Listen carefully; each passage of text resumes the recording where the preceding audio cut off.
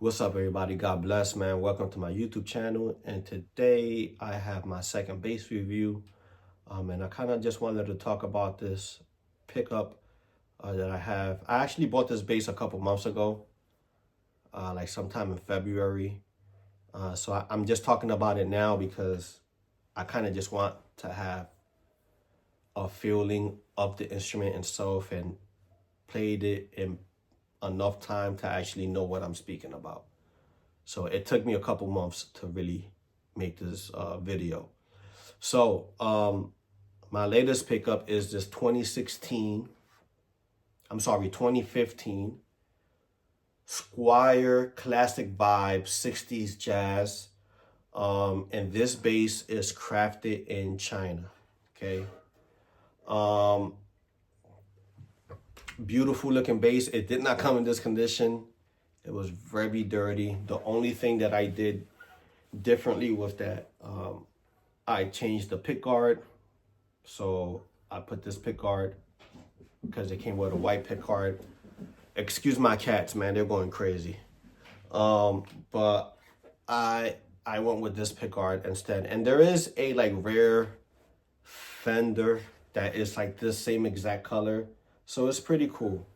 The other thing that I did was, if you look at, let me see, son. If you look at the headstock right there, you see how glossy that is? How it picks that up? So here on the neck, I had to take down a lot of that glossiness. As you see, there's really no glossiness when it comes to the neck itself. So I took down a lot of that glossiness. But that was the only thing I changed. I kept the, original bridge. Everything else is stock.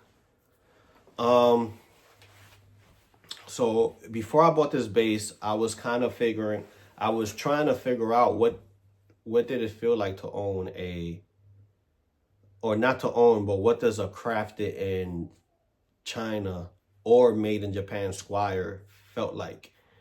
Because, like for the Fender realm, like those bass are like considered kings, even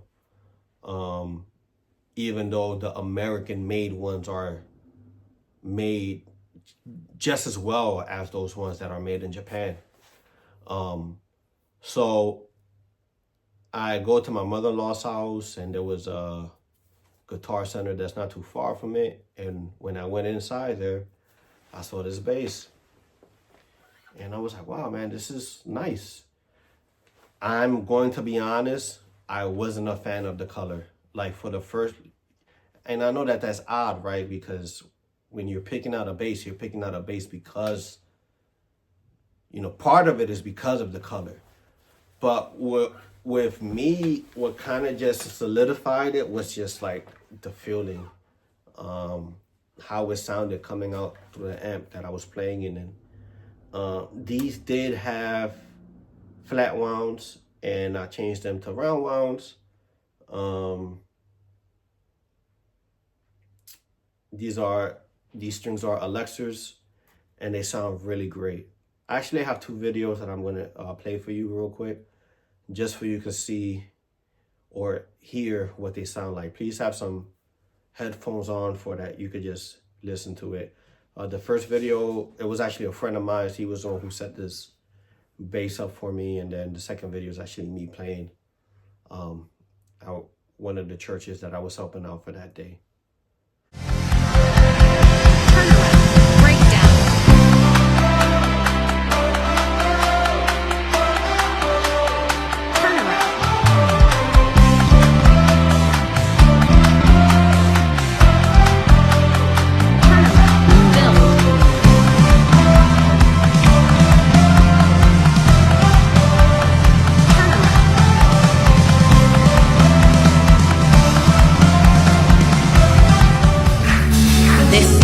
Presenciar tu gloria y majestad revelada aquí.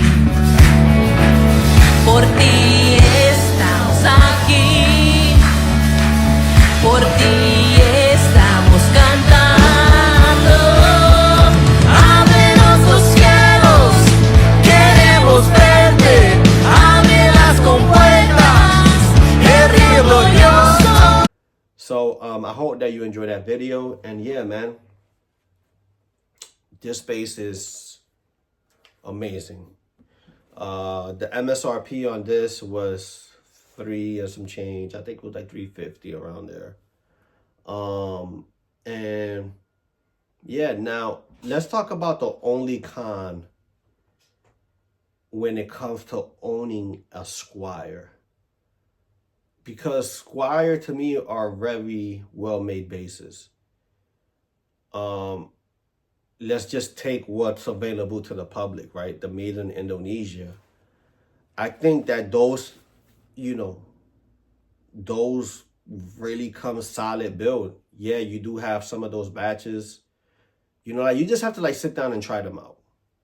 Because there is some batches that is like, but there is like some batches that come out that it's like, man, this feels just as good as any other like expensive Fender, right? Like in the $800 price point to like that $1,500 price point. But the thing about owning a Squier is just that they don't retain value, and I don't know why, but they just don't retain value. I was toying with the idea, so I do have this my first vintage Fender on this kind of like layaway where I wanted to see like what was the price that they were gonna give me for this as a trade-in value. And the guy was like literally like, $200. That was like the best that he could do. And I'm not sure because I really can't tell you what was the last sale of this particular bass. Because this is a particular bass that was crafted in a particular place. So I can't bunch this up with the rest of the Squiers because Fender doesn't get that same. Like if I went to a store and I had a real vintage Fender that was made in the 60s or the 70s, they're not going to look at me and they're not going to give me the price of like what the last American Deluxe was sold for. They're not, they're going to look at that particular lineup and what that particular bass actually sells for in the market. So if it sells for $1,500, if it sells for $2,000, if it sells for $3,000, for that specific one, that's what they're going to look up, right? Because that's,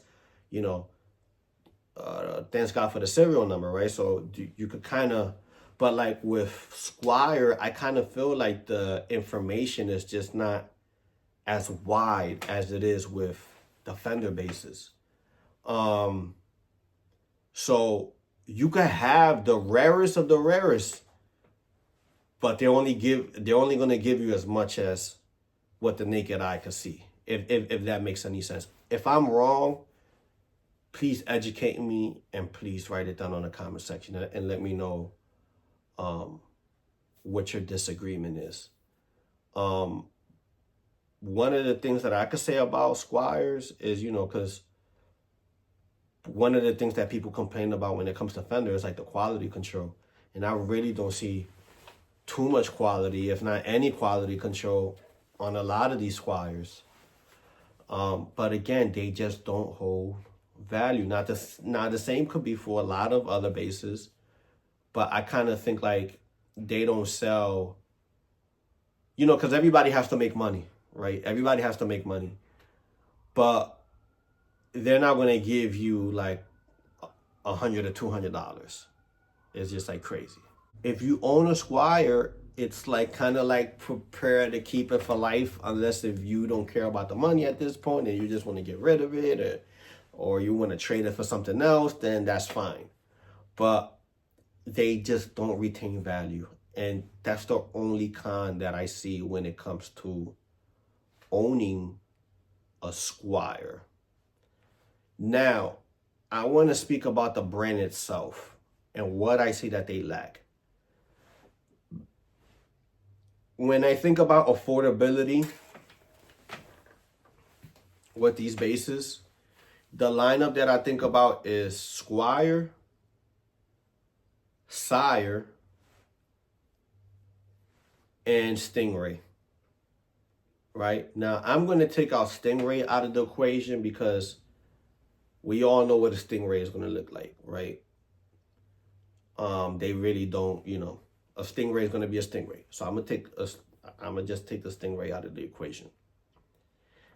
I don't know why Squier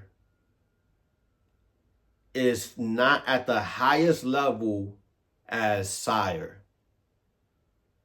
Like, to me, this brand could be doing so much more. They could be pumping out so many cool different colors. Like, they could do a nice gold. They could do something with glitter. Like, they could really give this base some life.